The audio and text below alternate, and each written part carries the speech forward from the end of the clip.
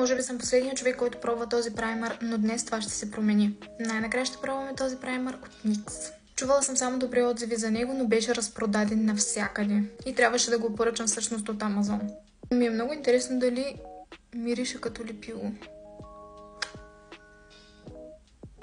Трябва да е доста стики праймер, т.е. такъв, който да залепва много добре гримати по него. И всъщност се чувствам много леко по лицето.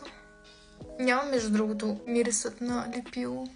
Всъщност даже кожата ми се чувства много хидратирана.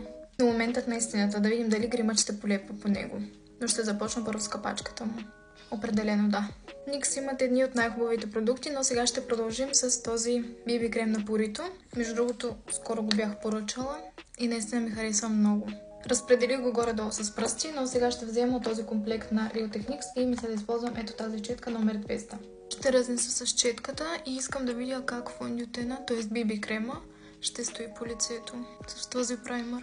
Малко прикалих с BB крема, но можете да видите, че наистина се разнася много добре. Лицето с праймерът изглежда много хидратирано. Ще взема и бюти блендера и ще мина по лицето си още един път. Приключих с разнасянето на BB крема и можете да видите лицето колко хидратирано изглежда. Но сега ще довърша останалата част от грима си и ще видим как ще изглежда, когато всичко е готово. Това е завършеният грим. Може да видите кожата колко хидратирана и блестяща изглежда. В никакъв случай не е суха, така че определено този праймер е наистина добър. Както и BB крема, и той е много хубав и е много лек по кожата. Но за него не знам дали да правя отделно видео. Ако искате подробно видео за него, може да ми напишете в коментарите. Но ако ви е интересно къде са тези красиви сенки по очите ми, ви съветвам да изгледате следващото видео след това.